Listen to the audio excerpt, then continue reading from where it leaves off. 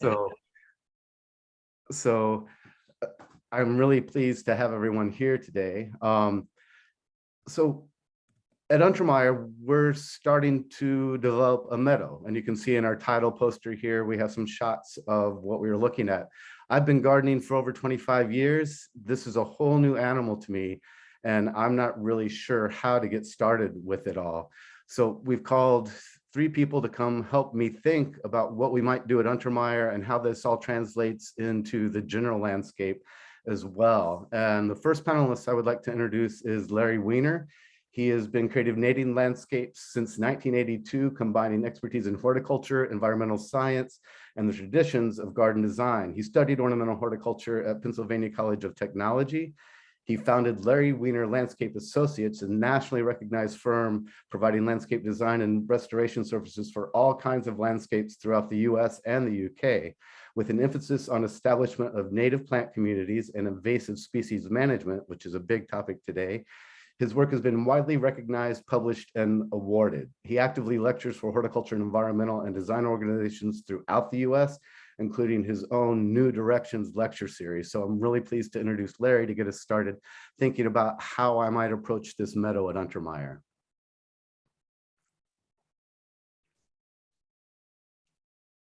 So welcome aboard, Larry. Hello, everybody. Pleasure to be here. And let me just get my screen up. Thought we had it so it would come up full screen right away, but we can remedy that quickly. Okay, somebody yell at me if you don't see my full screen or you don't hear me. It's a pleasure to be here. Thank you, Timothy, for inviting me. And it's been fairly recent that I first visited Untermyer, and really great stuff going on there. And many kudos to you and your colleagues for what you've accomplished, particular in light of the vast improvement in terms of what it is now and what it was when you all got started. So thank you for that. Thanks for being here. And I'm going to jump right in to talk a little bit about how you approach a meadow, pretty much from plant selection, from a plant selection criteria. I'm going to look forward very much to hearing my colleagues also speak, and we'll get together at the end to be able to share experiences and take some questions from Timothy and you folks. So let me jump right into it. So this is a picture taken in northwestern Connecticut, part of a meadow that is approximately 40 acres, was planted in approximately 40 acres. And the reason I want to bring this up right away is that, as Timothy mentioned in his introduction, doing this is very different than traditional horticulture. You really have to look at it from a different standpoint. And one of the big reasons that that is the case is just the scale. You cannot buy enough plants to fill up acreages like this, nor can you plant them all and weed everything in between. So what it amounts to is the plants need to be much more self-sufficient.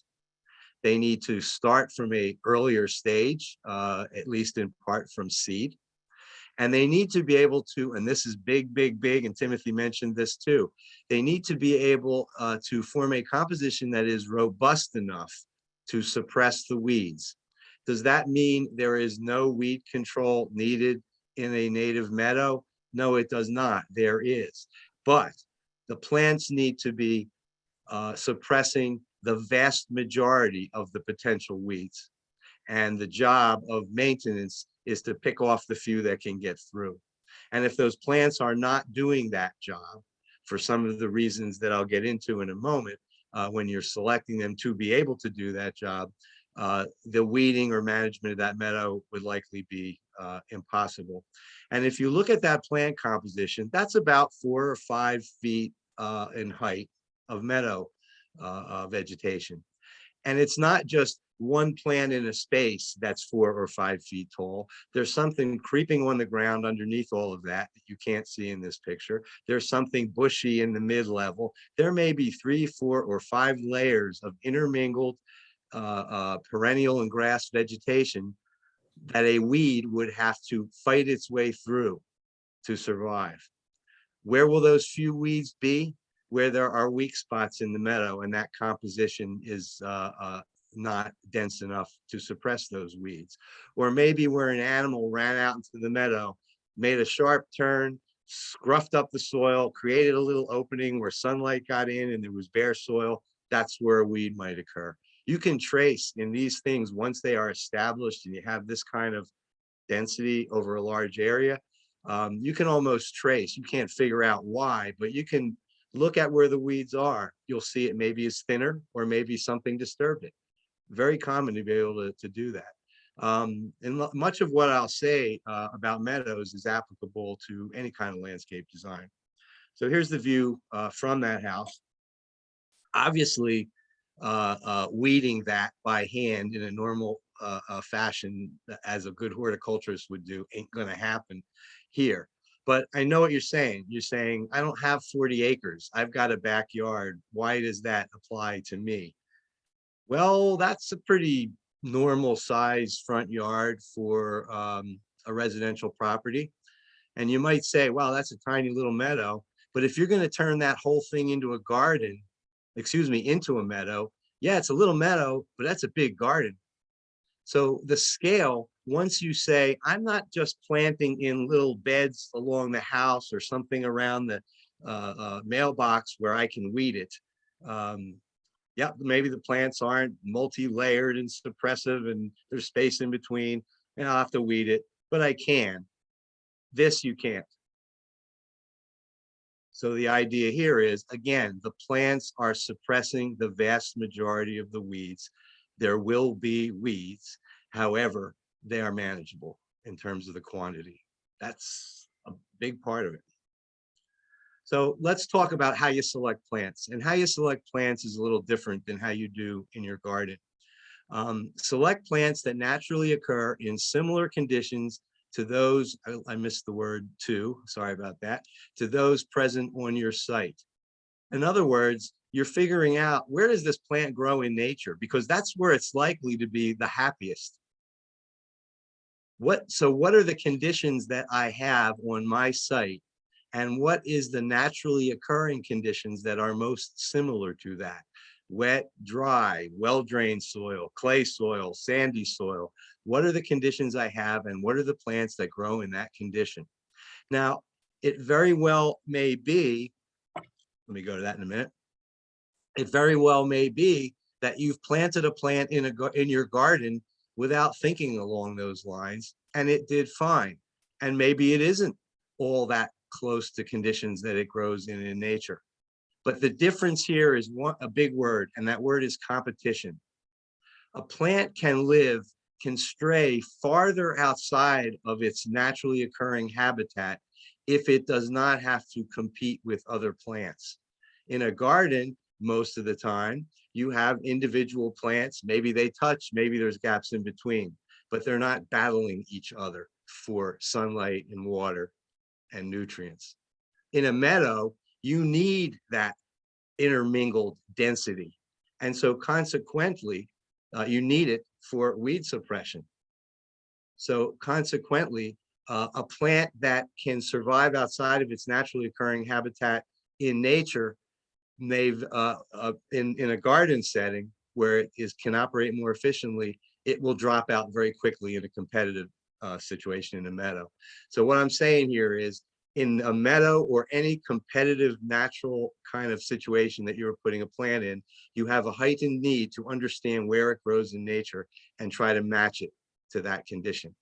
And if you don't have that condition, maybe it's not the best plant for you, especially on the scale of meadow creation, even if it's a small lawn.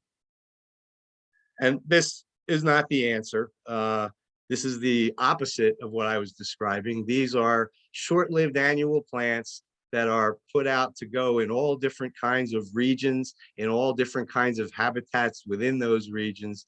And they're short-lived plants because they're cheap to produce seed and they grow fast and they make everybody happy, but they are not anything like what we're talking about here. This is what we're talking about here. And here again, this is just a little slope on the front yard. This picture was taken kind of coming up the driveway to go to the garage on the left there. And you can see that this is a dense intermingled composition, not individual plants occupying individual spots. And I wanted to talk here about some of the specifics. And so what am I saying? Match the plant to the habitat in which it naturally occurs. Well, this is a very dry, poor soil. When this house was built, the topsoil was probably taken away. And what was left, at least when we got there to plant a meadow, was very poor, infertile, poor nutrient, poor water retentive abilities. So what you call a terrible soil in horticulture. But these plants can tolerate that, and we use them. You got little blue stem, which is a beautiful grass. You've got a couple different asters. Upland mountain mint is the white flower in there. Aster's the blue flower. It's a beautiful composition. It's fine. And the soil is horrible. There are plants that will grow in almost native plants that will grow in almost any conditions. Those conditions occur in nature. If you have a similar condition, use those plants. Now, what would have been the result if we had done what a good horticulturist would do? And this is poor soil. Let's amend the soil. Let's bring in some topsoil, or let's dig in some compost, or let's fertilize it to make it richer. What would you have accomplished? You could have grown a wider variety of native plants, because every plant can pretty much grow in a rich, nice, well-drained soil, but every weed will grow too.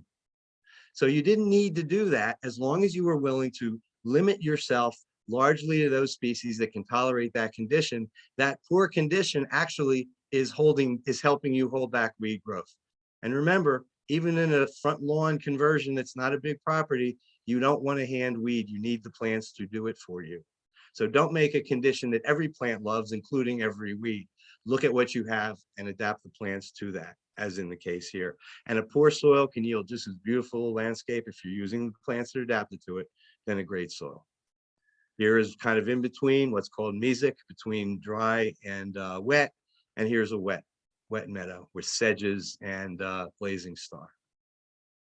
And here's what we would call a further division of the wetland plants, what are called facultative wetland plants and obligate ones. Facultative mean they can grow in inundated areas, but they can also tolerate periods of drought. Whereas an obligate wetland plant requires constant moisture. It can never dry out. These are the things you need to know to be able to get the plants to be self-sufficient, weed suppressant. So combining plants, create compositions based on native plant community associations. This is coming out of what I said before. A meadow is not a collection of individual plants, each with their own space. It's a densely intermingled composition of plants that grow together naturally in nature. Because if you're pulling from the plants that grow in a certain place, they will have likely grown together in nature. And they have actually, to an extent, co-evolved to be able to reduce competition between themselves by occupying different niches. I'll grow down low on the ground, you grow in the middle, and you grow up high. We may be in the same place, but we're not competing as much as we would have if we were all on the same level. So if you take plants that grow together in nature, put them in the place that you have as a composition, that composition will, by the evolution of what those plants have already gone through, have a dense intermingled weed suppressive composition. And the beauty of it is the aesthetic character of it will be balanced, because it has been balanced. It's been designed for you by nature and evolution. And just here's an example of it. If you analyze this, you'd probably find many more plants than the perennial book would ever recommend per square foot. But because these are plants that grow together in nature as a community, it works. Plants that grow early in the spring paired with plants that come up late. Again, this idea of plant community, reducing the competition between the plants within that community. How can a plant that's 18 inches tall compete with 5 or 6 feet of dense meadow vegetation? And these pictures were taken many years after planting. This has been around for probably 12 or 15 years. How can that live with that? Because that comes up before that happens. Plenty of sunlight, plenty of time to produce flowers, seed, disperse them, and then they're buried, but they did enough to survive. That's a plant community, complementary niches, plants occupying the same place, but in complementary niches in space, as I spoke about, low, middle, high, and in time. I'll grow in the spring, you grow late in the summer. Weed suppression is occurring at every point. And here it is over time. This is a spring blooming plant, penstemon or beer tongue, and it's coexisting with taller plants in the summer. This picture was taken 25 years after planting. Still there, both of these, spring, I think a couple years before the pandemic, or the year before. Incorporate compositional change. What do I mean by that? A four-dimensional design process. Some plants, although they are all seeded the same time, some are fast-growing and short-lived, and some are slow-growing and long-lived, which means the early stage of the meadow displays different plants than the late stage, even though they've all been planted at the same time. And here you have cardinal flower in the early stages. It's fading out, and now it's pretty much gone in the same meadow, all planted at the same time. That's plant community-based design. A community has species that occupy that space at different times, not only in seasons, but in years. And here it is playing out. Early stage, probably second or third year, 12 years into that planting. This is in Northwest Connecticut also. And this was also taken, I think maybe even the first year of the pandemic. And you can see how it has changed over those years, all planted at the same time. There's the view out. So I'll just, I'm out of time here, so I'll just kind of, just the last one here. Consider expected weed pressure. You have to consider that. If you're living where you've got mugwort all around you, you have to use more competitive plants to fight that off. Understand you have to get rid of the mugwort first, regardless. And if you have less weed pressure, you can use less aggressive plants, which will give you more diversity. So here's an example of, I just walked by this place. I don't even remember where I took this picture, but the plants are pretty good, but they didn't consider the weeds, and that's all mugwort. And I'll end with that slide where we have a seeded landscape that was very weedy at the outset. And our response to it was using the most aggressive native species that we could, like Monarda fistulosa or bergamot and oxeye sunflower.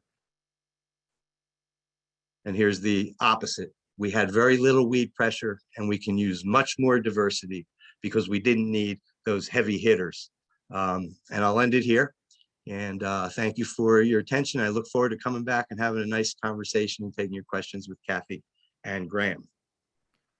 Thank you so much, Larry. I think I'm beginning to understand how to approach this. It's a great overview. I know you've worked in so many different projects and have a vast overview of really the whole East Coast and beyond and creating meadows. But I want to bring on Graham Glauber, who's been working at largely a single site for the past 7 years, and extensive meadow creation and maintenance. Graham is a passionate plantsman. He's been creating and tending meadows for years. He was raised in northern Westchester and has worked in a wide-ranging positions throughout the green industry. He's studied sustainable landscape horticulture at the University of Vermont. He teaches at the New York Botanical Garden. And in addition to his participation with several landscape boards and volunteer work, especially as the fire chief in Bedford, he currently serves as the estate manager, overseeing all the horticultural operations at AP Farms in Cross River, New York, where he has helped develop and implement and maintain the many acres of meadows over the past 7 years. So Graham, if you could give us a look at working on a single site and what you've seen over those years. Absolutely. Good afternoon, everybody. Thank you for joining us. As Timothy said, what I'm going to be reviewing today is basically the single site that I've been a part of for the last almost 8 years. And so we've done many different meadows there, many different techniques, and that's what we're going to look through right now as kind of a case study on how to do these different types. We're starting with a small orchard meadow that we did here. The image you see on the screen is actually kind of at the start. We had done a little bit of prep before I took this photo, but it's essentially a very small plot. It's about 50 to 80 feet in one direction by about 80 to 100 feet in the other direction. It's got about 16 or 18 trees that are spaced out. And it's a small stone fruit orchard that is still developing. So this bed was actually almost entirely mulch. And, it depends on who you are and what you're designing for and what your mindset is. But we don't want to see a whole heck of a lot of mulch. I really envisioned kind of a very green, lush space for this area. So we did some prep work. It was not too much involved with just a few people by hand. We did some grubbing out just to get all of the overgrowth out of there. We put in a new pathway, which is directly in the center of the image there.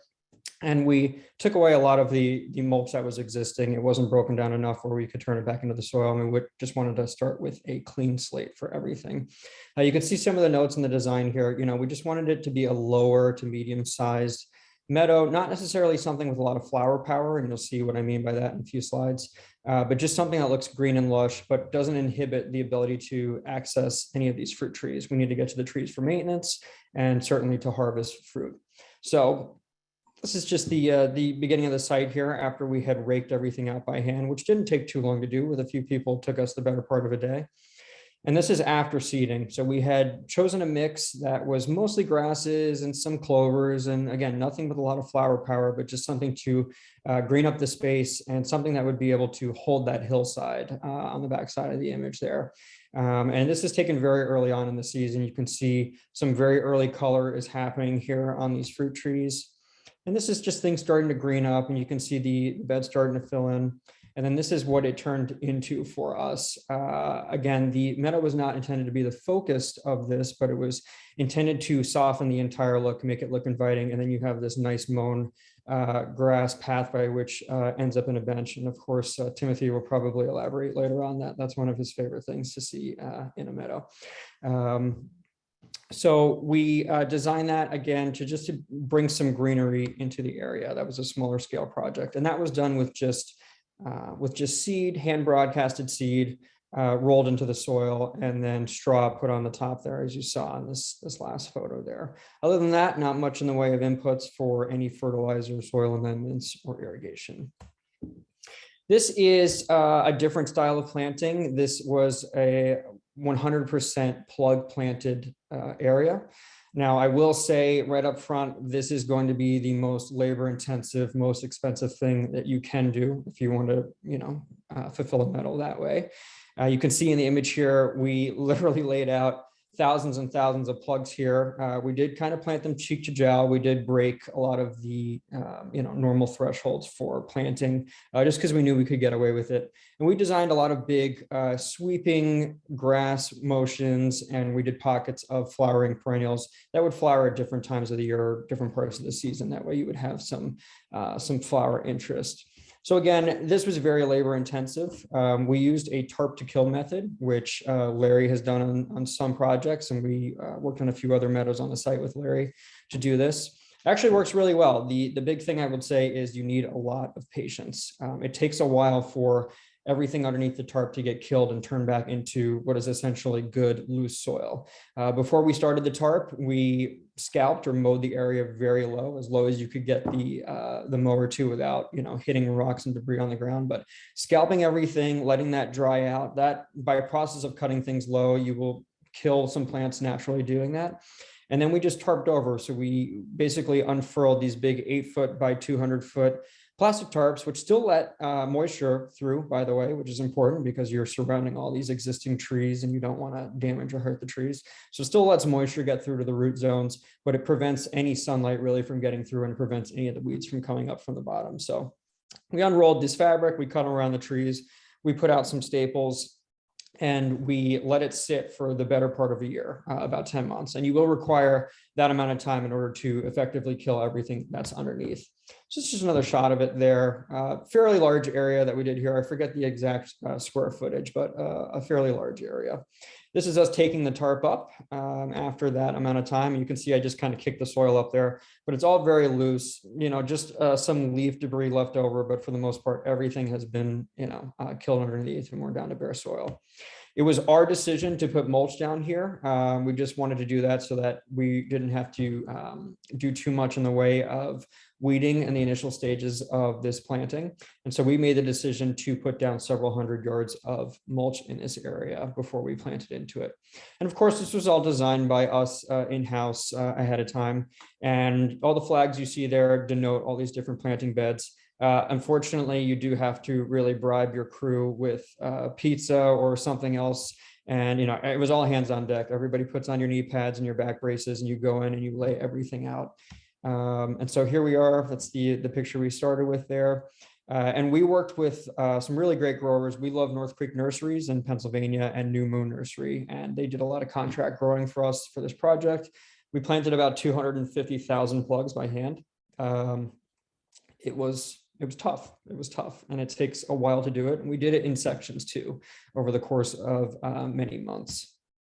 And this is just, you know, an input of irrigation we had to do. It was particularly dry, and we wanted to make sure we didn't lose any of our plants that we had spent that money on. And so we did have a few periods of time where we had to do input of irrigation.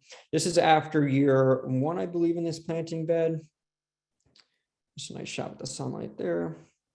And this is how it kind of grows in and grows together after a couple of years. And so things kind of blend together. You lose, you know, those individual planting plugs, and it doesn't look so grid or patterned, and it really just blends together. And it's a really beautiful finished product there. These are just the tops of some of our grasses. We'll talk more about plant selection in the second half of the program, but that's the seed heads of Dischampsia, which is just a wonderful grass that does very well on our property. Scaling up a bit here. This project was called the South Meadow. We did this over the last year and a half or so. It's about 5.5 to 6 acres of a meadow. And we basically did this project in tandem with another building that we were putting onto the property. And we knew that we wanted to renovate the space and basically design it to match the new building and the new landscape. This one is, you know, it's larger scale. You know, not everybody has meadows that they're doing that are 5 or 10 acres. It required a lot of equipment input and a lot of soil disruption. Because we had fill that was coming out of the construction site, we wanted to keep the fill on site. You know, it's the soil and the fill that's been there forever. But we made the choice to redistribute it and grade it and just really get our topography nailed down on this site. So we had gentle slopes and, you know, got rid of all the bad stumps and big rocks, or potatoes as everybody called them. And, you know, so there was mechanical preparation and grading of the soil. And then we did a kind of a different method that not a lot of people do, which I'll explain in a few photos here. This is the original meadow, if you will, that existed on the site. It did have some goldenrod that naturally occurred in there and some other grasses, but there was a lot of bad stuff. A lot of, you know, my arch nemesis, Artemisia wormwood, which was on Larry's last slide there. I mean, literally that plant is the bane of my existence. And a lot of, you know, woody invaders. We have winged euonymus and barberry and bittersweet and a lot of the same invasives that everybody has here in Westchester. And so we just wanted to clean this area up. So these are the before photos. We started bringing in the soil and regrading, marking out and figuring out where we wanted to grade things. We did have, you know, sweeps of trees and kind of a woody layer that was implemented to offset the meadow planting and kind of have drifts of trees and shrubs and different things. But we basically used a bulldozer and a few other pieces of equipment. Believe it or not, these machines actually with wide feet have relatively low ground impact. Of course, we are disturbing the soil, but you know, we don't want to compact the crap out of everything because then things are really not going to grow well for us. So we brought that in. Just wanted to show this piece of machine here. It's a power rake on the front of the machine, and that basically takes all the roots and the rocks and the detritus out of the top layer of the soil and makes a really nice fluffy planting bed. And again, it's a very low ground impact with that machine. So this is after prep. We've got all our grading stakes marked out. We have everything prepped and fluffed. You can see that soil is nice and airy. It's not compacted and tight. We haven't had any heavy rainfall, and so we were ready to go for seed. For this, I'd kind of custom designed the seed mixes. You really got to get your ratios right when you're doing projects of this size. I actually reached out to Neil Dibble, who's a really great resource out at Prairie Nursery out in Wisconsin. He provides a lot of really great seeds through his company and does a lot of meadow consultation himself. And so I talked to him and we went back and forth and we kind of got our ratios exactly the way we wanted for seed. But what was interesting about this project is we actually did hydroseeding, which is very unusual for a meadow. You have to do it the right way. And that's, hydroseeding, for those who don't know, you'll see it in a slide or two. It's predominantly used for turf grass, where you will spray an area instead of seeding by hand or sodding an area. And it's material that's shot out with a blue dye, and it's got a tackifier in it, which adheres to the soil, and it's kind of tough for meadow species. So what we did is we did a first shot here, and we'll talk about this in the second half of the program, but for implementation, we did a first spray of seed in a small little slurry mix, and we actually rolled that in with a small machine, which you can see on the right hand part of the image here. And we rolled that in once it was dry to have really good seed contact. That's super important, to have good contact with the soil. Otherwise, you're basically throwing your seed and your money out the window. And so we had really good soil contact. And then we shot it again with just a very light layer of mulch to help hold it in place in case there was any, light rain that would wash things down the hill. So this is a completed image there of the hydro seed. And the blue dye doesn't really serve any purpose other than to show you where you've already sprayed and make sure you have good coverage. So that's us spraying that there. These are just a few different areas. And again, this is a new meadow. Now, what you see coming up here is the nurse crop, which was recommended that we use for the initial spraying, and that basically helps stabilize the soil. And this nurse crop essentially will go away after a year or so. It's just there to help with stability and have some greenery and not have bare soil everywhere. So that's the infancy stages of this meadow. And again, into this year, we will see how everything comes up. And then just to finish up our kind of case studies here, this is a meadow that Larry did with us a number of years ago. This was a 3-acre meadow. It was broken into different segments. It had a little bit of a topography, but more importantly, it had some areas of shade and some wet areas. So you can't just plant all the same plants across the same meadow. It was segmented into different areas, and was planted out after that. So these are just some progression photos. This is what it looks like when we mow the meadows. We typically do that once a year. You would do that late winter, early spring when things warm up enough. And we just chop everything very finely. This is very early spring. You can see some of the green is starting up. Some of the red buds are just starting to pop on the right-hand side of that photo. And there's some bulbs that we decided to plant in the field too, just to come up as a little surprise. This is a little bit further along in the spring, transitioning into summer. This is our mown path, walking path that goes through the meadow. And you can see these plants starting to come up. And again, we're going into June here. Then you've got a lot of really good flowering plants in here. Zizia looks to be the predominant thing that's flowering here. And you've got little pops of allium that we decided to add into the meadow as a little surprise. It actually came out quite nice.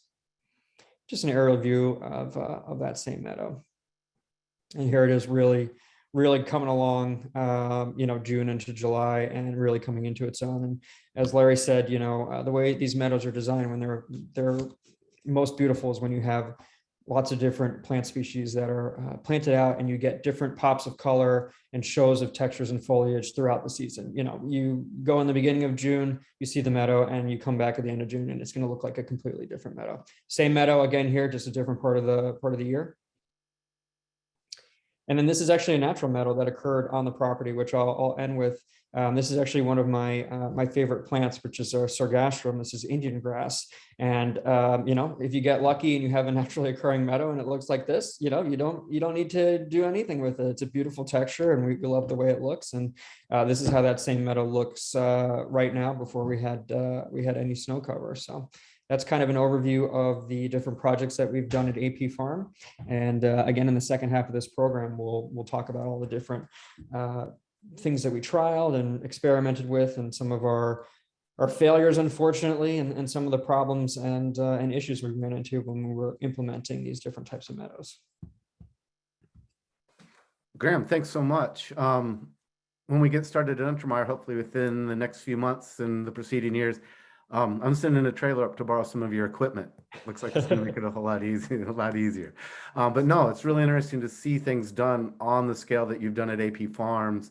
And I think there's a lot of good ideas that could be translated down, I think, into any garden. And I'd now like to bring on Cathy Ludden, who's thought of things that way. She has a lot of experience working on small suburban scale, and then she ran out of small suburban scale and went over to the Greenberg Nature Center and started taking control of a meadow over there. Cathy comes from a slightly different approach. I think her approach may have been more ecological to begin with, and certainly in a more suburban area, which I think we need a lot of help in with both those things and both those spots. But Cathy is a past president of the board of directors of the Greenberg Nature Center in southern Westchester, where she has led initiatives to add native plant gardens, including the 2-acre meadow that I just spoke about. She is on the steering committee of the Native Plant Center at Westchester Community College and a member of the Garden Club of Irvington on Hudson. She's a former Wall Street lawyer, but she's now a frequent speaker on native plants of the northeastern US and has been consulting, designing, and planting pollinator gardens and meadows for the past decade.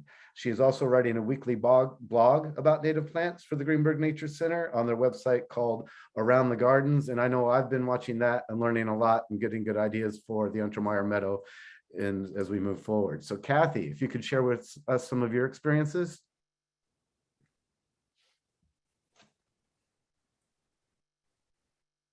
Okay, can you see that? Yes. Are we good? Thank you, Timothy. As Timothy says, I really come to this project at Untermyer from more of an ecological perspective. I've been a pretty vocal advocate for native plants for the last 10 or 12 years. So Untermyer, as a historic formal garden full of specimen exotic plants, was not really on my radar until we happened into a conversation about the possibility of a meadow there. And the idea of a native plant meadow supporting insect and bird populations right on the flyway of one of America's greatest rivers is just incredibly exciting to me. So we've been talking about that and pulling people like Larry and Graham into the process, which is really exciting. I'm a home gardener, not a landscape architect, not a landscape designer, but as a native plant advocate, I've had to confront the fact, first of all, that I had way too much lawn. So this is my front lawn, and my meadow building, my meadow designing experience started right here in my own front yard. I looked out, and if you know anything about native plant advocates, you know that lawn falls somewhere between a waste of space and the heart of all evil. So it's really important to try to get rid of as much lawn as you can if you're going to have any credibility in native plant circles.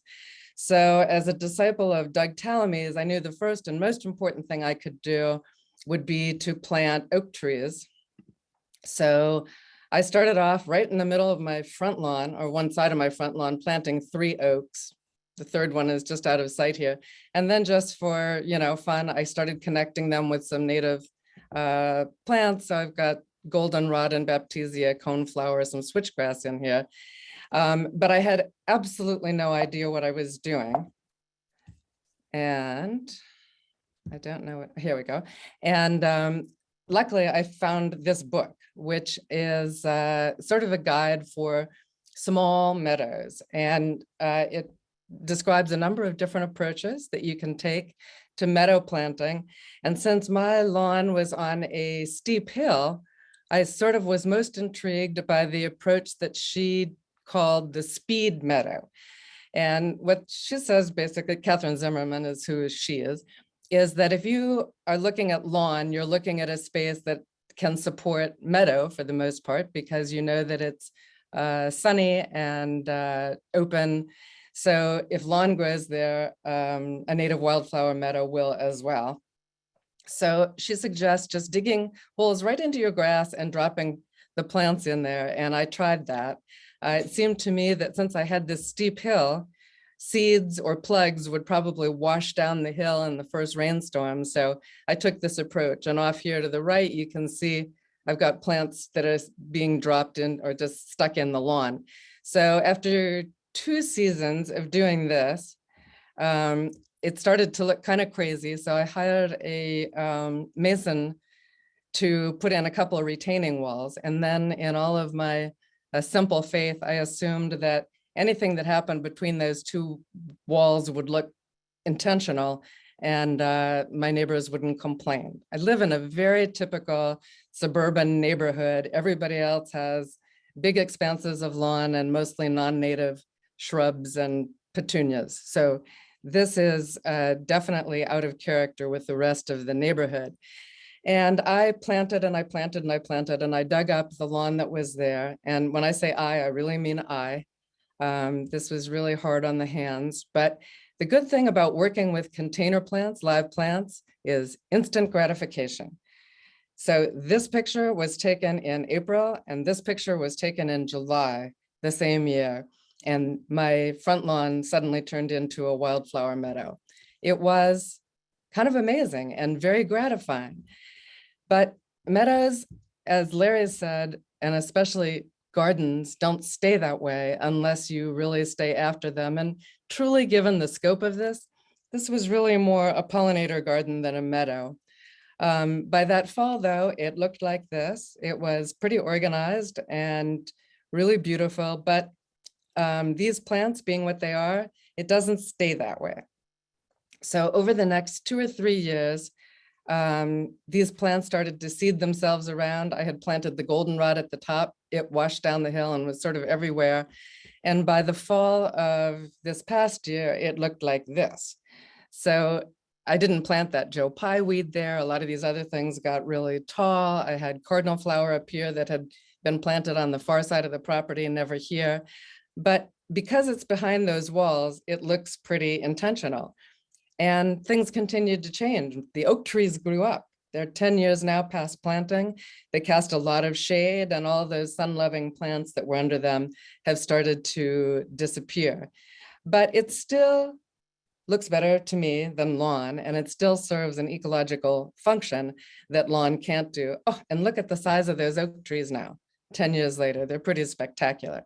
The other good thing is that I do still have lawn, and that has to be watered in the heat of the summer every other day. And this other side of the property, the meadow side, we have not watered really in 8 years. And that's because of root depth. Lawn grass is right here. That's how deep the roots are for your Kentucky bluegrass. The stuff I have in that meadow now, I have big blue stem, I have prairie dropseed, I have switchgrass, baptisia, coneflowers, and the roots of these plants go down 6, 8, 10, 12 feet.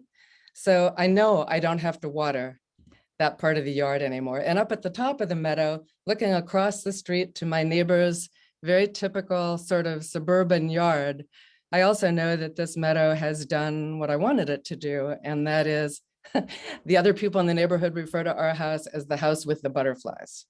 So that alone is, I think, success for this. But as Timothy noted, my husband says, I ran out of land. And I happened to be on the board of the Greenberg Nature Center at that time, and we have 33 acres. 2 acres of it was just a weed-infested stretch about 50 yards off one of the busiest commercial corridors in our area in southern Westchester. It's hard to believe that this is that close to a busy thoroughfare, but it is. So the first thing we did was clear it to see what it really looked like. And it's flat, sunny, dry. So it looked like a meadow to me. So we were lucky enough to get the volunteer services of this man, Bill Boyce, who's a landscape architect. His firm is called Biosphere Landscape Architects in New Jersey. And he donated his time and expertise, and he developed a plan for us and laid out this space that has a wooded area here that runs along the commercial corridor I mentioned a minute ago, and then a wooded area that sort of divides the meadow from the rest of our forest and forest trails. And Bill laid out the paths and the planting beds and some features of the meadow. And then we had to go to a more detailed process to get ready, because the plan here was to do a seeded meadow of the type Larry described. So we brought in some heavier equipment, which chopped up roots. This was an entirely organic process at the Nature Center. They didn't want to use any herbicides, so we did not. And then we called in the really big guns and asked Larry Weaner for help. And Larry, bless his heart, also volunteered his services and his expertise. And he formulated a seed mix that would work in this space. that's a horrible picture, but what we did was mix the seed with sand, and 4 of us, Bill, myself, Larry, and Travis Brady, who's on the staff at the Nature Center, hand cast the seed on the prepared soil. And then you lightly rake it in, and then we brought in these big rollers that look like cement rollers that kind of press the seed down into the soil. And then there's a separate process for legumes where they're mixed with some sort of an enzyme that Larry instructed us and actually did for us. And then the tiniest seeds get sprinkled by hand across the top of the whole thing. And this happened in December of 2014. That next spring, all of those seeds started to germinate and come up, and it was pretty exciting. There was a cover crop there to occupy space. And then the process is when all of these plants get up to be 6 inches high or so, Larry told us we had to mow again so that the invasive plants, which had a head start, would be cut back, and the native plants, which had just been emerging from seed, would have a chance to grow up and get stronger. And we did that mowing and weeding process 3 times in the first year. We knew this meadow, which is in a very public place, would not be much to look at for the first 2 or 3 years. So we also went with the live plant method for some designed flower beds. And this was by far the more expensive and the more labor intensive part of the project. To plant live plants and keep them watered was very hard to do. The payoff was there was something for the public to see that first year and the second. And this is now spring of the second year after we seeded the meadow, and it's just starting to come up. This arbor was built as a butterfly structure designed by Bill Boyce as well. So in May of 2016, it looked like that. And the following fall, the same spot looked like this. So the seeded meadow took 3 years to become really a meadow and was absolutely worth the wait. And as we go on now, this is June of 2020. This meadow changes every day, every season. This is penstemon, the plant that Larry mentioned a little while ago in the spring. The grasses come on strong in the midsummer. Joe Pye, there's a huge variety. There's mountain mint you can see in this picture, and some asters are coming in. By late summer, we have euthymia, the flat top goldenrod, and the switchgrasses are blooming. By fall, it changes again. There's a huge variety and diversity of native plants that were in the seed mix, and some of them are really only just now appearing, it seems to me. I find plants walking through the meadow today, well, in the summer, that I'm sure I never saw the first few years. So the diversity seems to increase over time as these clumps of plants get stronger and older and flower more and seed themselves around. Animal diversity is definitely increased in this area over anything that had been there before. And the payoff of having done this process is just incredible. So the meadow has become a place where we have educational programs for adults and for children. It's a wonderland for children and also for wildlife. So these 2 approaches to meadow, what I've learned is that the seeded approach requires more expertise. You have to have the scientific formulation of the seeds. You can't do meadow in a can. The preparation for a seeded area is more specialized, but the payoff ultimately, I think, is greater diversity. Where we use live plants, those sections of the meadow, actually you're looking at one here. This is looking back through what were part of the original designed flower beds with live plants, and they've been completely subsumed by the meadow now. So I think spending the money for the large container plants is great for instant payoff, but eventually it's sort of entropy happens and it returns to meadow, or meadow overcomes it. So I have learned something a lot about those two methods. They have their pros and cons, and we can talk about that more and what might or might not work for some place like Untermyer. Perfect. Thank you, Cathy. So I think this has given me a good overview, but I think it's given me as many questions as it's given me answers at this point. So I think what we'll do, we'll take a 5-minute break right now, and we'll come back, and I have some questions for you guys. So Okay, hopefully you'll bear with me through that. So see you in 5 minutes, everyone. Timothy, do you want me to stop the share? I got it. Thank you. Okay. Back to the second session.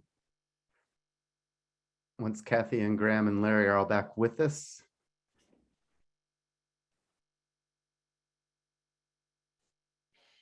Thank you all. So again, this whole symposium was originated because we're trying to create a meadow at Untermyer. As I mentioned in the opening, I really don't know what I'm doing, and lucky to have these three to help me figure it out. So to introduce you, the rest of you, to this project a little bit, this image is depicting the area that we're hoping to turn into meadow. So in the foreground, you can see the lower balustrade of our formal Indo-Persian walled garden, and it overlooks out to the Hudson River and the New Jersey Palisades in the background. And in the middle ground there's a slope that goes down toward the river. The very first portion of that slope, immediately adjacent to the walled garden, is an area that had been mown as turf grass for many years. And what's depicted here is the first year we decided not to mow it and just see what would happen. The second area, the terrace that you can see there within our carriage trail, which we call the Switchback Meadow since its origin, is an area that we've just started mowing that was all invasives. And then just in the background, you can see what is really our invasives collection. There is at least an acre or two of Japanese knotweed. The mugwort that Graham and Larry and Cathy all touched on a little bit is the dominant species of weed on the property. And there's a bit of Phragmites growing in some of our wet areas as well. So it's an interesting spot. It's a fairly steep slope coming from the walled garden. It flattens out for a bit there in the middle of the switchback. And as it descends down the hill, there are areas of quite wet and boggy areas as well. So I was glad to hear Larry talking about finding the right plant for the right spot, and thinking that we have an opportunity to turn this whole area into meadow. This is an overhead of the switchback meadow on your left. You can see how it relates to our second big feature, which is our vista as it runs down on the right. But looking in the left, you can see that the first year that we decided not to mow the switchback meadow, we did have some interesting rudbeckia and some interesting plants pop up here and there. We mowed some paths in there to make it accessible, but it really went almost all back to mugwort within 2 years. The area that you can see that is very low mown there in the upper part of the picture is an area that was all Japanese knotweed, and you can see younger shoots coming up just as its periphery, and it goes down. You can see the big grass, the Phragmites again, and then just an acre or two of the Japanese knotweed yet again. This is going back down to ground level, looking at that same area after we did not mow it for 1 year. Again, somewhat healthy, but not really. And the foreground is still in turf and the Japanese knotweed in the background. The path mown through that, you can see here after we had mown it for a couple of years and let it come back, that it really was not a healthy meadow by any means. It's almost entirely weeds in that particular area and invasives. Here at the bottom of the vista, just to give you an idea of the scale, on the right is that Japanese knotweed marching down the hill toward the river. It's started to even creep up in our vista beds with the Hakonocloa there. So really looking for some help figuring out how to move forward with this really blank slate that we have at the moment. And My first question is sort of even defining what a meadow is and its purpose. And here at Untermyer Gardens, we are an ornamental garden, but I don't think we're entirely ornamental. That's not our only purpose, but we always have the ornamental in mind. And we want this to be a teaching garden. And what we've done already, I hope, speaks to that. And what we can do with this meadow area, I hope, further speaks to that on a whole new level. And my first question is really, how do we define the meadow in its ecological purpose? And I think, Cathy, if maybe you can bring that up first, what are we creating in this meadow from an ecological standpoint?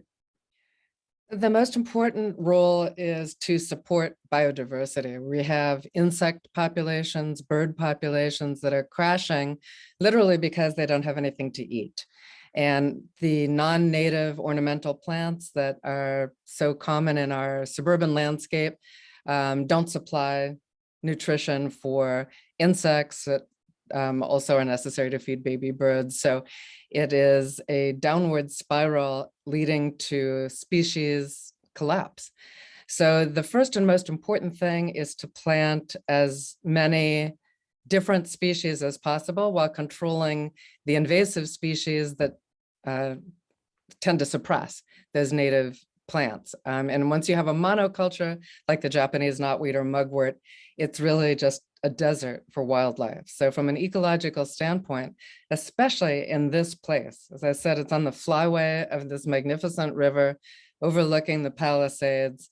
This is an essential ecological corridor for wildlife. So the idea of putting food sources, hiding places, nesting areas in this area is just incredibly important from an ecological standpoint. No, that makes sense. And I really hope we can keep that in mind the whole way through. Larry, you've done a lot of design work with meadows, and Graham, chime in if you'd like to too. But so obviously the primary function is the ecological aspect, but we are in an ornamental garden. We are trying to create a beautiful landscape as well. Can you help me think about how to combine the ecological with the aesthetic aspect of a meadow? Yes, and I really, two aspects of your question I think are important. And one is, excuse me, anything we do has an ecological component and an aesthetic component. However, in order to end up with the aesthetic character that you're looking for on the scale of a meadow, even a little meadow, again, little meadow is big for a garden scale, requires what I call the aesthetic aspect to be an overlay over what I would call the environmental science. And when I say the environmental science, I'm not just talking about doing things for specific insects, birds, or others. I'm talking about incorporating enough of the environmental science that the plants you want to be there for whatever reason you want them to be there for end up the dominant plants. If you don't understand the dynamics of an open field landscape, which includes plants that we are going to be introducing, as well as weed seeds that are in the soil, and even if you've removed the live plants that were there when you started, there is still a seed bank. It requires an understanding of the dynamics of how these plants operate, interact, both the plants you want to survive as well as the ones you want to survive versus the ones you don't. So the point is, the aesthetic part is an overlay over the environmental science. Because if you don't have the environmental science, you can list all the beautiful plants that you would like to see, you'll never see them. So, you know, that's what I would say. But I would say something else about the aesthetics. One could assume, well, you know, if a meadow is about the environment, if my goal is primarily to provide habitat, and I'm not that concerned with aesthetics, that's fine. But I would argue that the same two meadows with the same ecological value directly to insects, birds, and other wildlife, that one looks beautiful and one looks rough and tumble. I would say, even though at this moment in time they are equal environmentally, the beautiful one is more important environmentally. Why? Not necessarily more important in the space they each occupy, more important because if people look at it like the folks attending this symposium, and they don't like it, they won't do it. And that environmental benefit will not expand to other places as much as if the thing's stunning. Oh yeah, I want that. And Yeah. guess what comes along with that group of plants that are stunning? A whole new environmental benefit. So that's a lot to try to combine. Graham, in your experience, thinking about the ecological, which I know you've been doing, and the aesthetic, which seems a top priority at AP Farms, how are you balancing those two, and what sort of timeline do you see for the creation of your projects? You touched on timelines a bit in some of your projects, but what could we expect maybe here at Untermyer?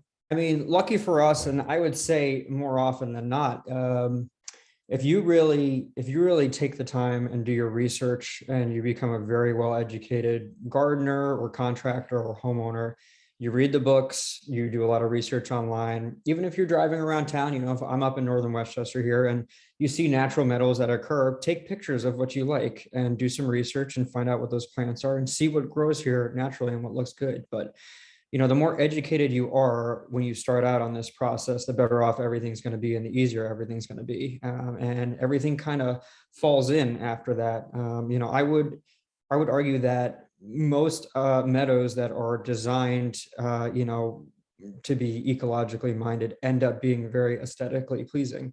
Of course, you know, we talked about pocket plantings and maybe, you know, putting certain drifts or colonies or communities of plants in different areas, you know, in a given meadow. But I think there's not too much that you have to worry about. If you know you're using native plants that do well here, that exist together in harmony in nature, then there's not too much else to worry about when you're designing. Timeline, again, patience is a big thing with meadows. Cathy showed some examples of, you know, what she referred to as instant gratification or close to it, where you're planting a lot of maybe mature plants out of cans or containers, and you're adding those in. You know, you saw in some of my examples, we used all plugs in one of those plantings. Those are plants that have been grown on, you know, in greenhouse or nursery conditions and then put out in the field. Obviously, that's much further advanced than starting from seed. So the time aspect of it, it really depends. And you can go as fast or as slow as you want. You know, you want to work with the time of year, you want to work with the weather, you want to, you know, if it's a bigger site and maybe you have some other different considerations with budget or other things that need to be, you know, prepped in advance. Maybe you want to, you know, break that site into different sections and maybe plant, you know, just the image we're looking on the screen right now. If you divvy that up into 3 different sections, maybe you would plant one year or even during one season, you know, spring into summer, or you planted summer into fall and see how that goes, and you know, take it from there. Yes, you can read lots of literature on meadows, but the reality is everybody's site is going to be different, and there's no specific timeline formula for you know, accomplishing a meadow. No, I like that. Obviously, we're not going to be able to attack this whole site all at once. So to break it down into different sections and approach it that way. And I think there's going to be some trial and error in that as well. So I hope we get to learn as we go. The next aspect about it that I'm curious about is maybe for the homeowner or the landscaper is how to select a site. Here at Untermyer, site is selected for us. But again, varied topography, varied moisture, varied soil. This is a very open space. It's not very residential at all, but thinking about how to select a site, whether it be residential or a bigger open field like this is, what are the other, Cathy actually mentioned, if you can grow turf, you can grow meadow species in that area. And I think that's a pretty good baseline. But what other things should we be considering about the site, and especially any obstacles and how to overcome them? Larry? Sure. I mean, really, the practical aspect of getting these things to work, meaning ending up with the plants that you planted dominating, weed pressure post-planting is your biggest hurdle, without a question. And so that is one of the big, you know, what I talked about in my part of this presentation is get the right plants in the right place so that they not only survive and throw out some flowers, but they can dominate. That's obviously very important. However, you need to understand the weed pressure. So if I have choices in where I'm going to grow a meadow, and there's a field of mugwort, which has been brought up by a number of folks in this thing, versus over here, where I got a mixture of a few native plants and some invasive plants too, I'm going to likely go over to the better space. But there's never a perfect answer. Where the mugwort is what you look out at it in your window, and you're not willing to just leave it be. Okay, we'll go after it, but we have to understand it's going to be a harder road than over there, where we have kind of a mix of some native goldenrods and other things that fit. Purple top grass, nice native grass that comes in very frequently on its own, and some native plants. So if I had to pick one thing, I would avoid where you have a preponderance of highly aggressive invasive species to start with. Which is a problem for you, Timothy. It is a big you've problem. got them. and another thing on site selection, and I'm curious, Graham, in his presentation, you showed quite a bit of topography. I mean, I think when I grew up in Missouri, the first time I got to go see a prairie, which would be a proper meadow in my mind. It's big, open, flat spaces. That's not what we have here at Untermyer. And I saw, Graham, in your images, you were dealing some with topography as well. Yep, and so that can be challenging. It doesn't mean it's the end of the world. I mean, the topography that we've dealt with at our particular site is not tremendous, slopes, but certainly to be mindful of when you're choosing plants. Cathy showed that great image of the root depths of all these plants, and by and large, grasses have some really great root systems and zones that really lock in that soil. And so if you have a significant slope, you're going to want to choose plants that have really nice root zones and root depth that can basically stabilize and lock in those banks. Of course, the challenge may be you have to get those stabilized first. You may be better off choosing actual, live plants through plugs or larger containers. That way you have a plant with an existing root system that can branch out already, instead of seed that may get washed down the slope or not be able to establish at all in those conditions. But other than that, sometimes it's a little bit of trial and error. If you are going to use seed, it's not the end of the world. Again, hydroseeding, as I mentioned in my slides, is by design, it's usually shot with a tackifier, which essentially binds the entire seeding mat to prevent any minor to moderate erosion from happening. If there's rain that occurs, throughout the summer after you've hydroseeded. And you can also use, which we have used in very specific sites, is even a straw mat. So it's again, it's straw. It's not hay. Straw would be free of any foreign weed seeds. It's essentially sterile. And so it's a straw mat that's interwoven with a material that essentially degrades over time. It does get laid out across the ground, and you can put wood stakes in the ground, or metal stakes if you remove them later, staples rather. And you can even put those mats down to help stabilize the bank. Again, they're just putting some pressure on top of the seed to hold it in place and prevent it from washing out during any heavy rains.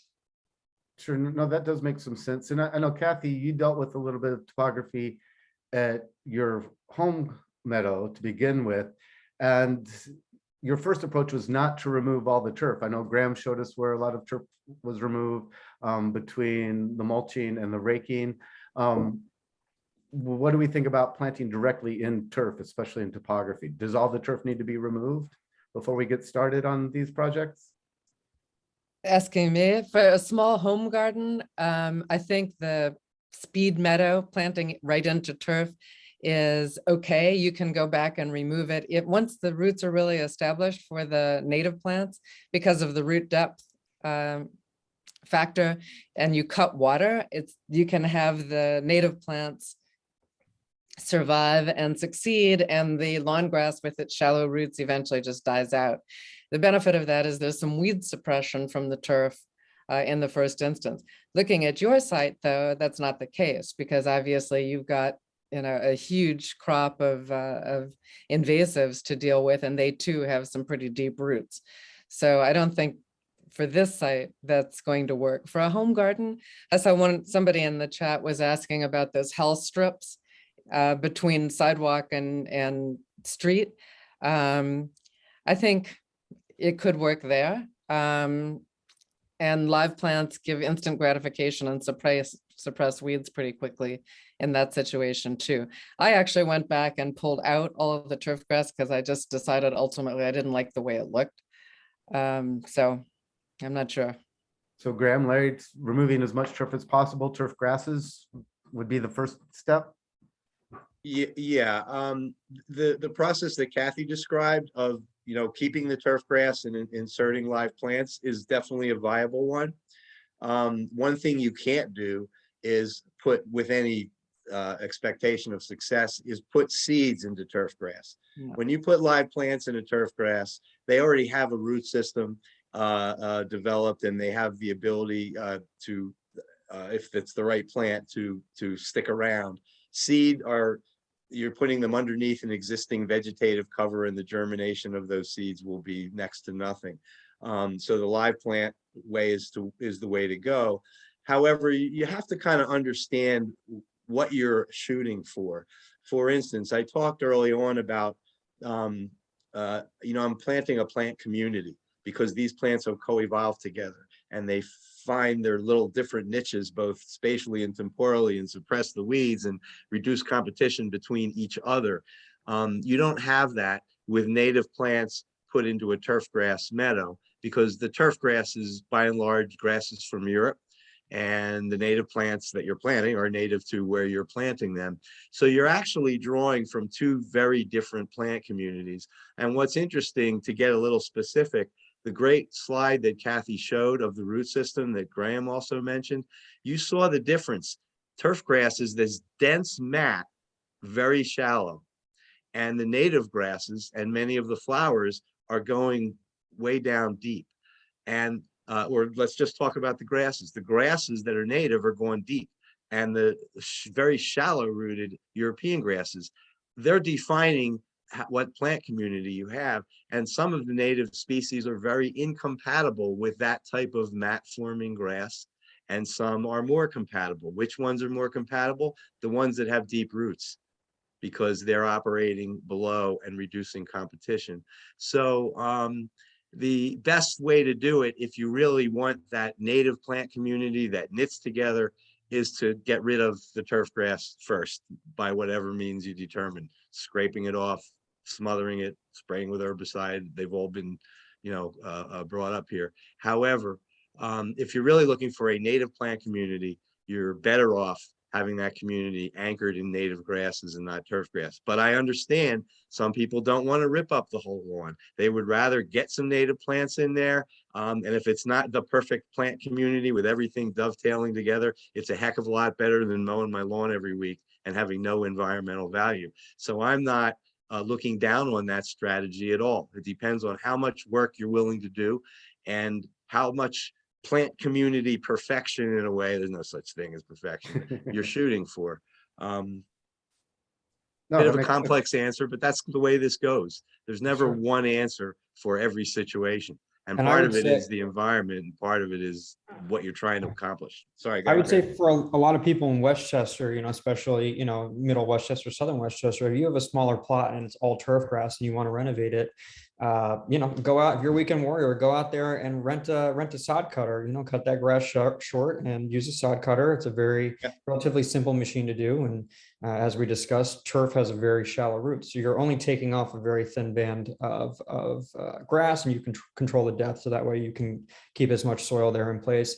That type of machine will not work for a scenario like what we're looking at on our screens here, just because the existing, if it wasn't a meadow, but we'll call it a meadow, the existing meadow is not just turf grass here. It's a lot of mix of different woody things with roots at varying depths. The sod cutter is not going to get everything out, and it's going to probably choke up and really have a tough time eating through any of the, the bigger species other than turf grass.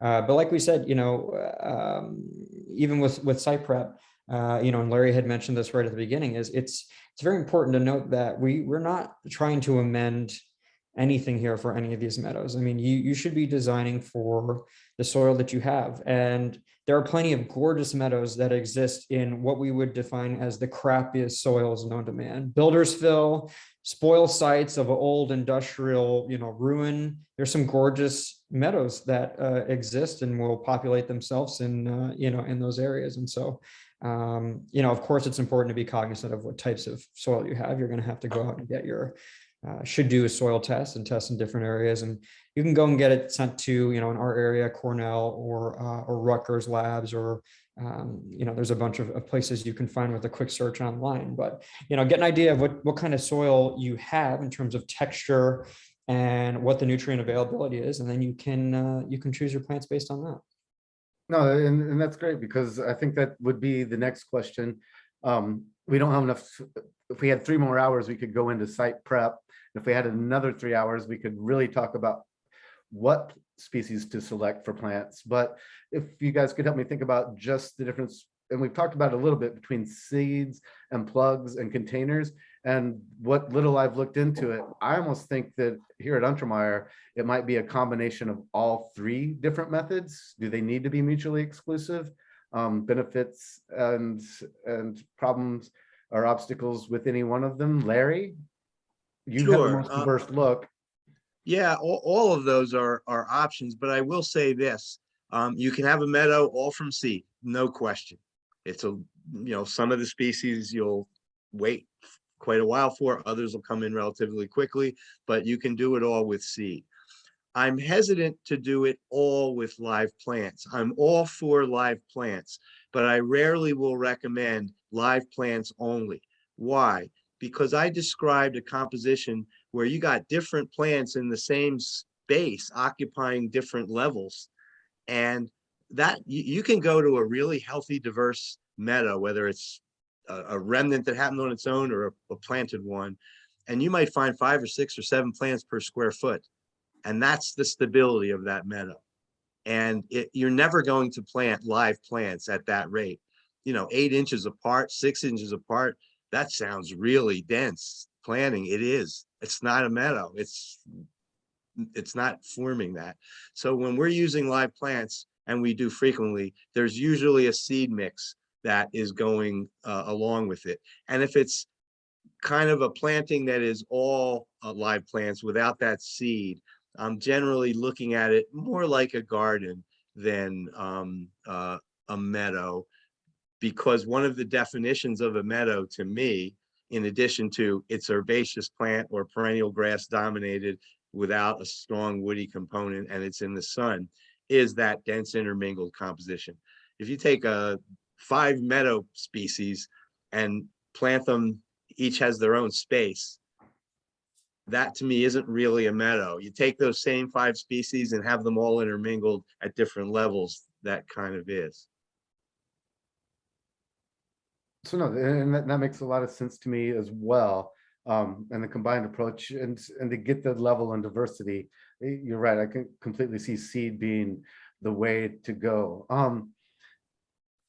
And once we've kind of thought about what we want in there and how we're going to get in there, one thing I always get a little bit snagged on in all of my gardening, especially something as sophisticated as this, and it's going to take so much research to develop that seed list, is actually coming up with sourcing plants, whether it be seeds or plugs or containers.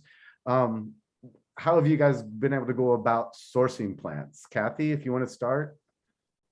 Well, when I did the seeded meadow at the Greenberg Nature Center, I sourced the seeds through Larry Weaner.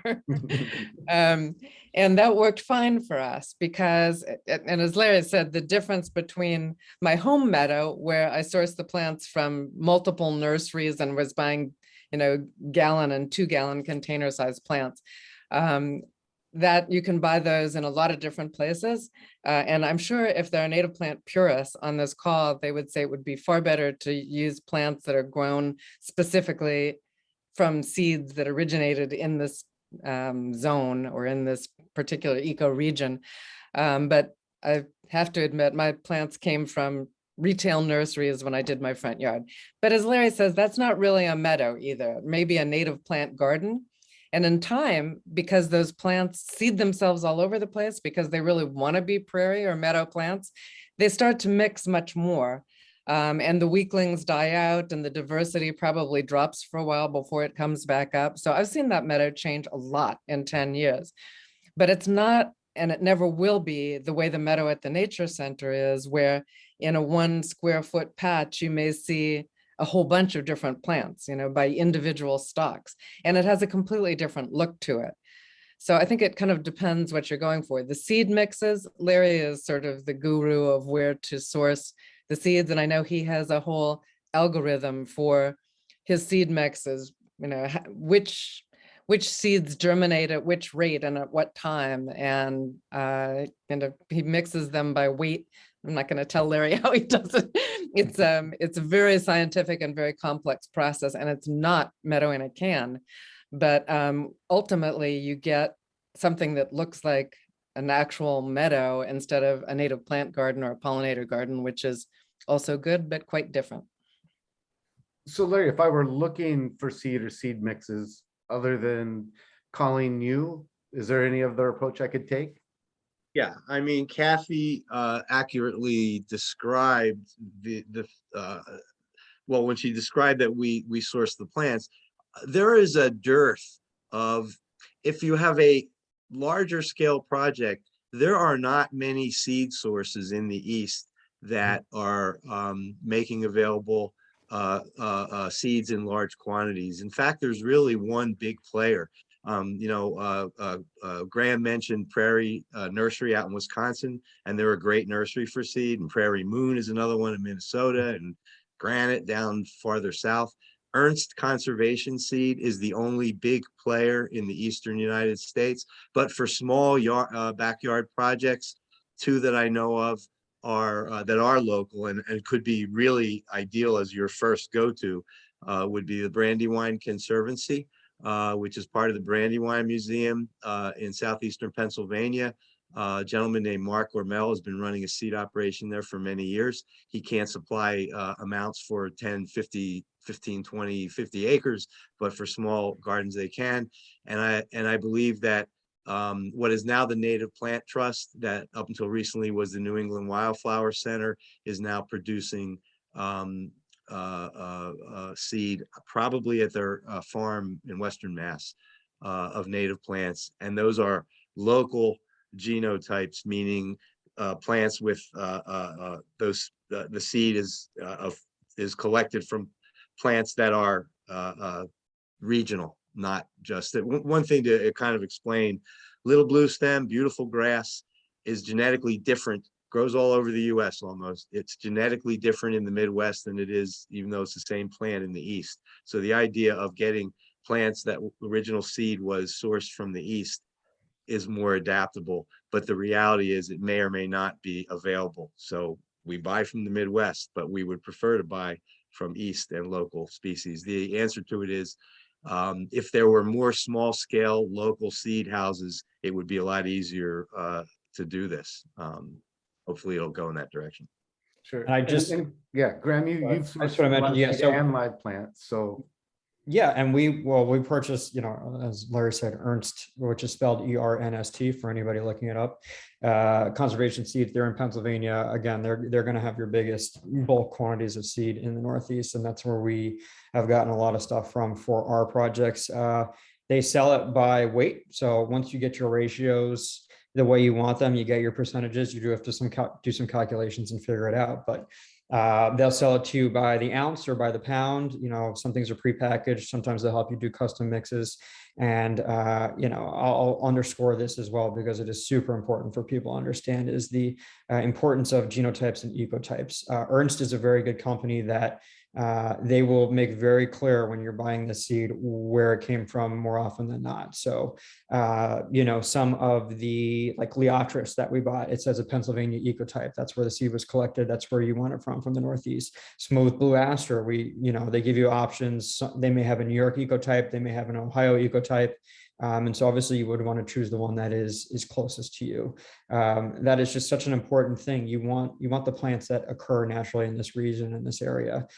Even, hopefully it's not too much of an aside, but this concept of provenance even is just with woody plants, okay, you have a redbud that was grown in Ohio versus a redbud that was grown outside of Atlanta, Georgia. And yes, that same species is technically, hardy to zone 6, but the one that was grown in Georgia and then you bought and planted died. And the one that was grown in a nursery in Ohio didn't. And that's because it had the cold hardiness, the endurance, the exposure over time, and was essentially set up to survive in our environment. So it's always good to know where your seed comes from. And if you can find out that information, it's super helpful.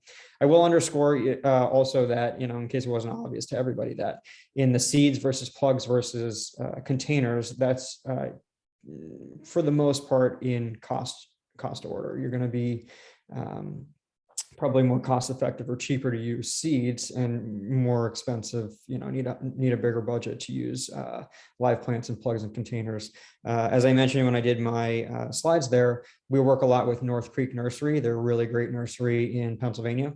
They will sell to the homeowner. And they can ship, if you're ordering small quantities, they'll ship plug trays that are protected in boxes by UPS or FedEx, and they'll show up right to your door. And we've had really great success with that on smaller planting projects. And so, those are good options. Of course, if you're a contractor, or if if you work with somebody who has access to wholesale places, then that's going to be the best bang for your buck, where you can go out to nurseries and buy directly through them.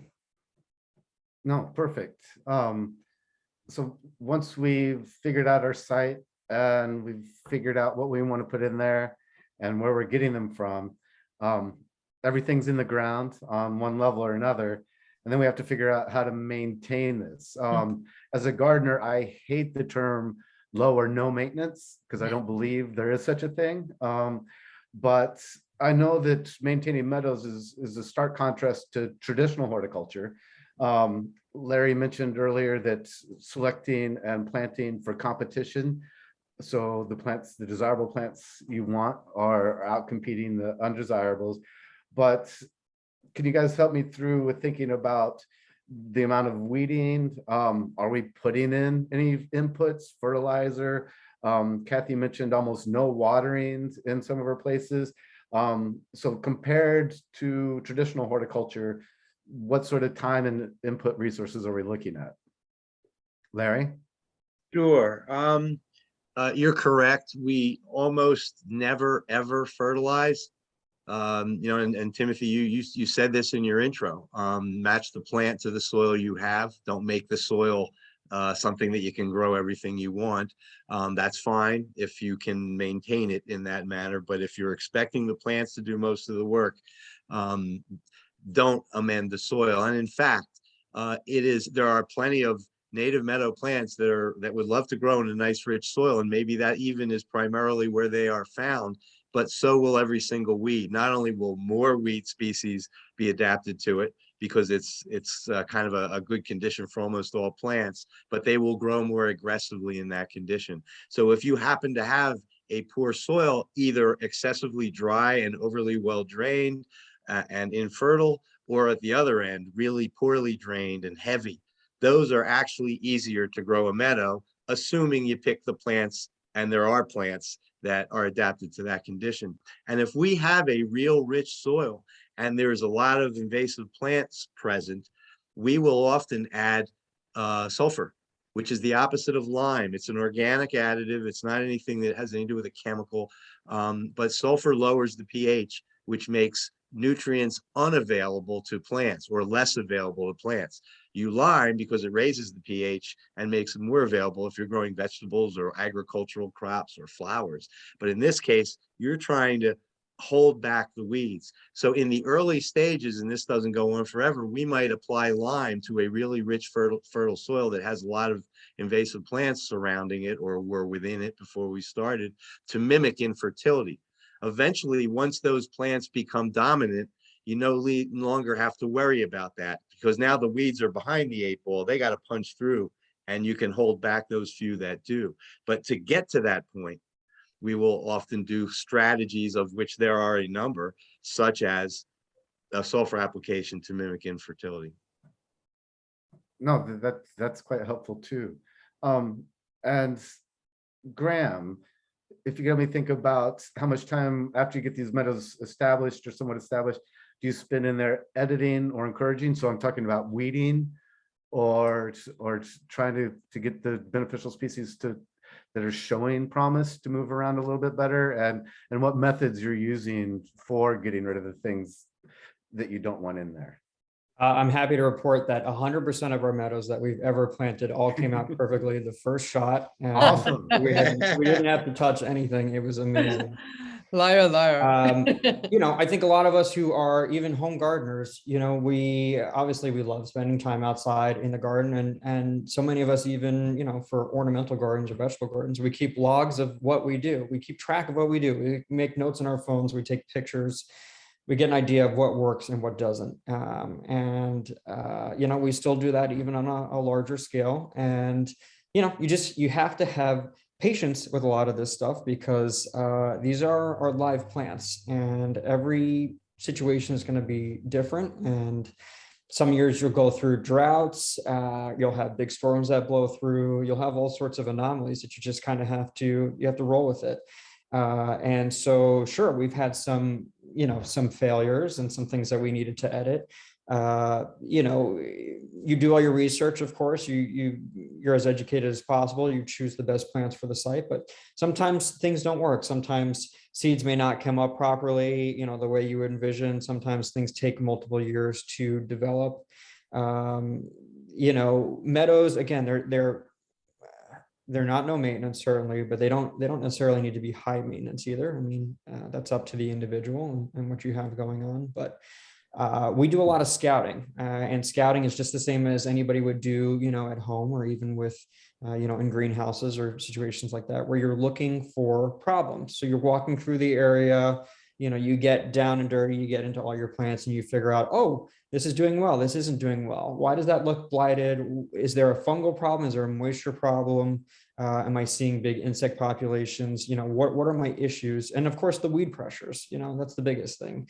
I would say by and large, certain plants do well with mechanical editing, meaning you literally hands and knees or with a shovel will pull out a plant and delete it or edit it from a landscape.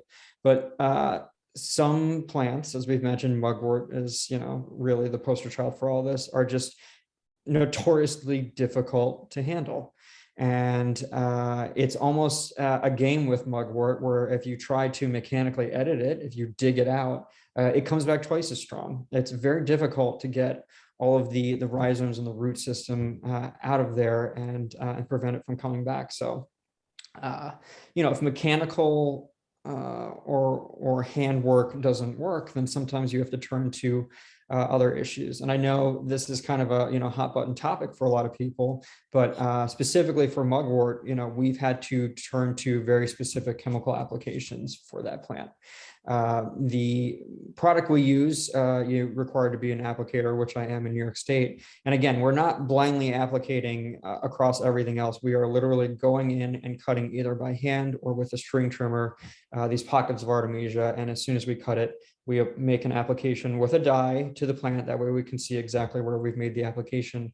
And that has been the most effective control. The other thing I'll mention is just that, and I saw at least one person asked about it in the Q&A here, is they asked about burning meadows. You can do that in other parts of the country. I will speak to you from my fire chief experience in the county. It's illegal to do any type of outdoor burn in Westchester County. Doesn't matter where you are, really the Hudson Valley. That New York State regulation was basically created by the Department of Environmental Conservation. And so they do not allow anybody in Westchester County to do any type of open burn. In theory, sure, you could do fire control to prep a meadow. There's certain ecosystems that exist out in the West where they need fire to survive, to drop seed and to, to activate seeds that are in the soil. But for the purposes of Westchester, no, you cannot set a fire in the middle of Yonkers and expect that everything's going to be okay and you're going to, be able to get away with it. But you can mow it. And that is something that is sort of the basic meadow maintenance. And one of the things I would say lesson learned is meadows are really ugly in March. We tend to mow the meadow at the nature center and my front yard meadow too, if it's a meadow, cut it back in late March and leave most of the cut stuff there on the ground. And that can be, it means you've got a few weeks of sort of a messy looking place. I know Roy Diblick and Pete Odolph plant bulbs so that there's something to look at as the meadow is coming up in the spring. If you're a native plant purist, as I am, you don't plant bulbs, but that's certainly one possibility. So I think it's really important to know that a meadow is not a no maintenance thing. There's no such thing as a no maintenance thing, but I would say the maintenance of a meadow is less, and it's less destructive than maintenance of lawn, which is adding a lot of chemicals that wash off into the river, and noisy mowers and blowers and exhaust fumes and all of that stuff. So the maintenance of a meadow, I think, is less destructive and less damaging, less negative impact on the environment than lawn maintenance. I think the Cathy, three. you, go ahead. you growing a meadow in a suburban plot and thinking about neighbors and maybe homeowners associations, and Larry, I'm sure you've done some meadows in areas that maybe this blousy planting, naturalistic planting wasn't immediately accepted. Cathy, have you had any experiences negative with your meadow? Yes, there are communities around us where there are either homeowners associations or municipal regulations that say they're the messy yard maintenance regulations. And some of those define any plants that get to be over 2 feet tall as being inherently messy. And we've had to go and do some education of community enforcement people and town municipal regulations. And there's an effort afoot now to do sort of a model legislation that would be hopefully adopted by various municipalities that would allow for what is a pollinator garden or a native plant meadow to be considered acceptable aesthetically in a community. The reason I planted that, or the reason I did those retaining walls, was exactly that. And I think you can see from both Graham and Larry's meadow designs that when you have carefully trimmed edges and borders, mown paths through the taller growth so that it looks intentional, that you are not likely to get a lot of complaints about the aesthetics. Yeah, and a couple of comments on the ordinances that prevent you from having not mowed lawn. There's weed ordinances and there's mowing ordinances that you could encounter. I'm not quite sure why we haven't encountered a lot of them. There've been a couple. There's nobody that's been prevented from doing a meadow. 2 cases where they had to go to the town, and both of them ended up with their meadow. However, if you, from a standpoint of a weed ordinance, if this was something where you just stop mowing and let things grow, there would be all kinds of plants on the invasive plant list. That would be in your front yard, and that would be appropriate for people to complain about. Agreed. But that's not what this is. This is an intentional planting, and weeds are controlled. Doesn't matter if 90% of the weeds are controlled by the aggressiveness of the plants you planted, and 10% are what you're weeding, or all of them where you're weeding. You are basically preventing plants that are on the noxious weed list from getting established there. So a weed ordinance should not be an issue. What about the mowing ordinance? If you decided to put a perennial border, not native, just I'm going to cut out some of the lawn in the middle of my yard, and I'm going to plant a perennial border of all kinds of beautiful perennials, you would not get cited for a weed ordinance. Why is it that just because you may be using seed and planting just native plants, why is that against or a mowing ordinance? It doesn't make any sense. You're just planting a native garden. There's no ordinance that says if it's called a garden and I'm not going to cite you for not mowing, it has to be done with live plants and non-native species.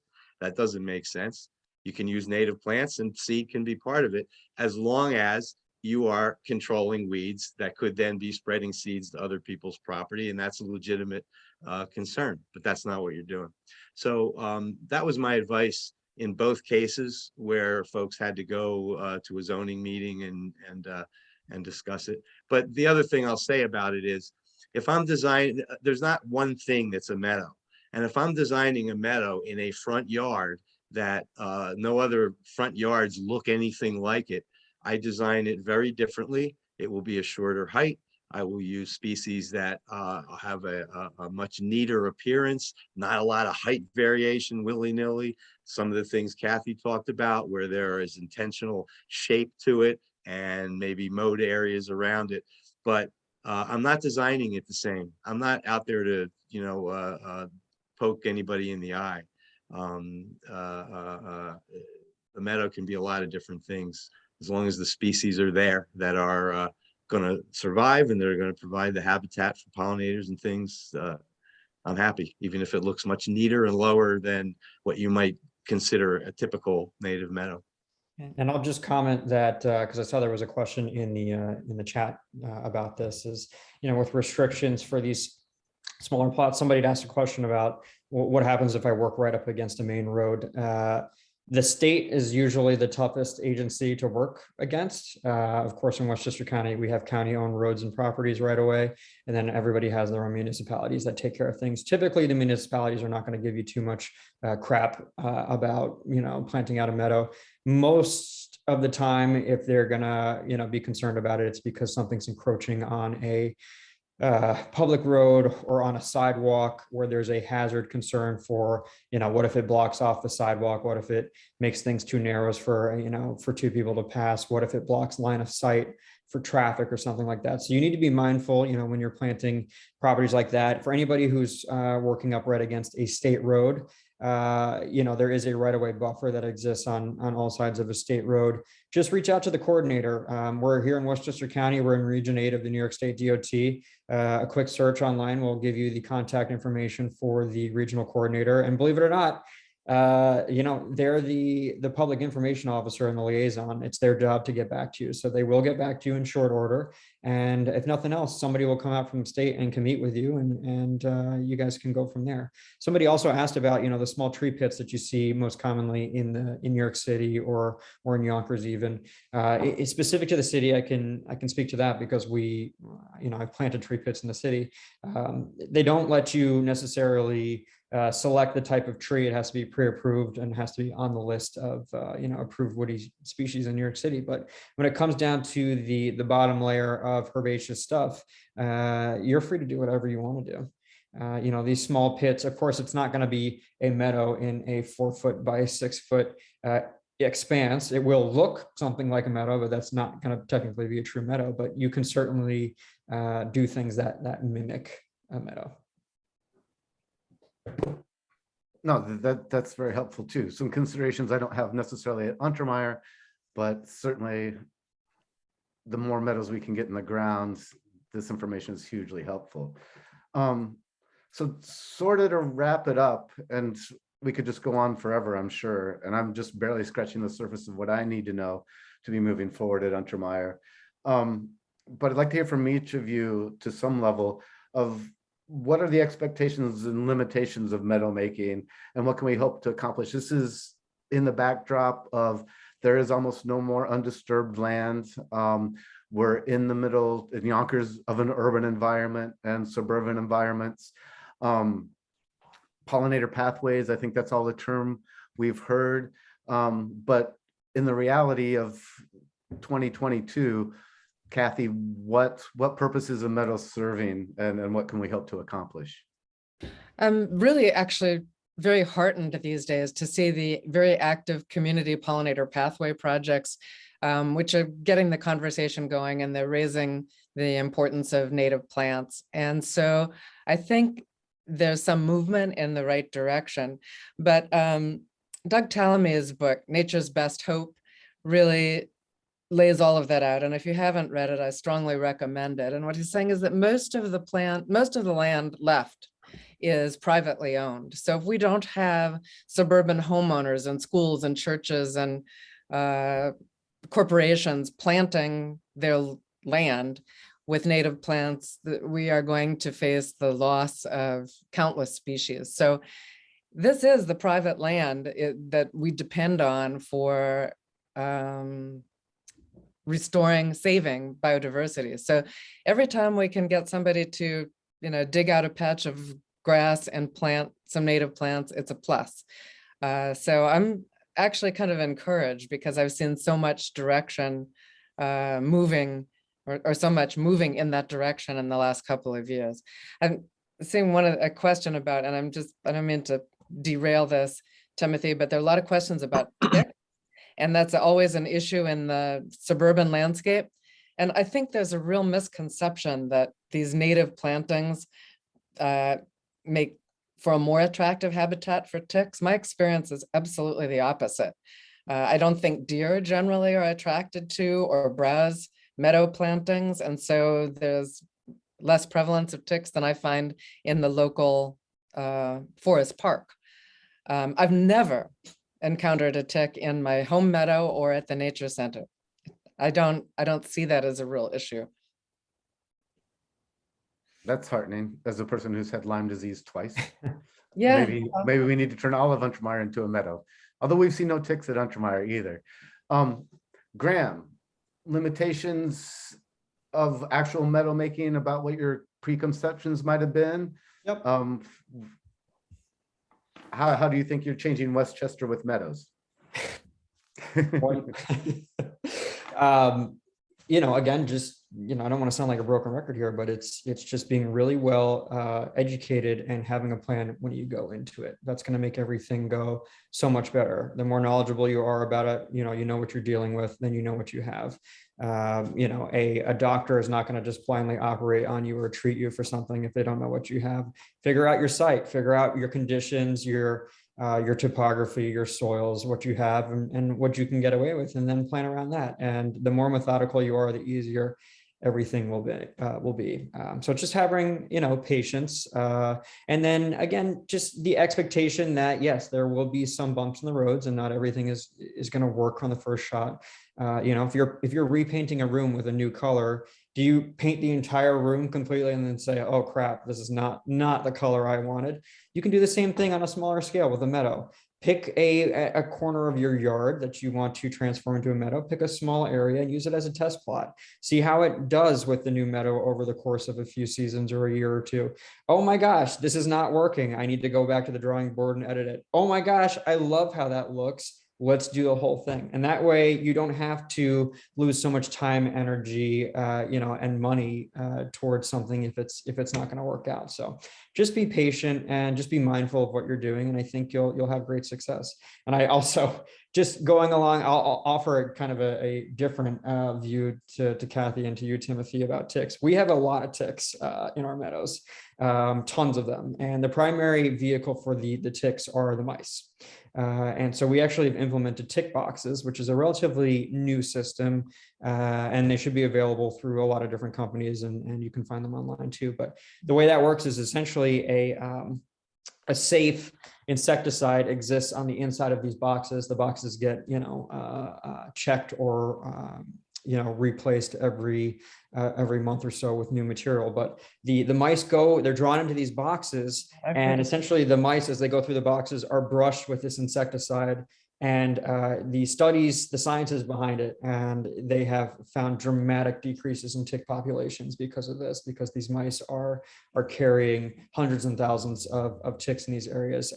We've implemented the tick boxes in the last year or so. It's tough to measure because we're not out there, figuring out plots of how many ticks per, X amount of whatever. Have any of us gotten Lyme disease in the last, year or two? No, we have not. So, we believe it's working. We know that the science is behind it, and so that's certainly an effective way to manage ticks in the home landscape. If you have Good advice.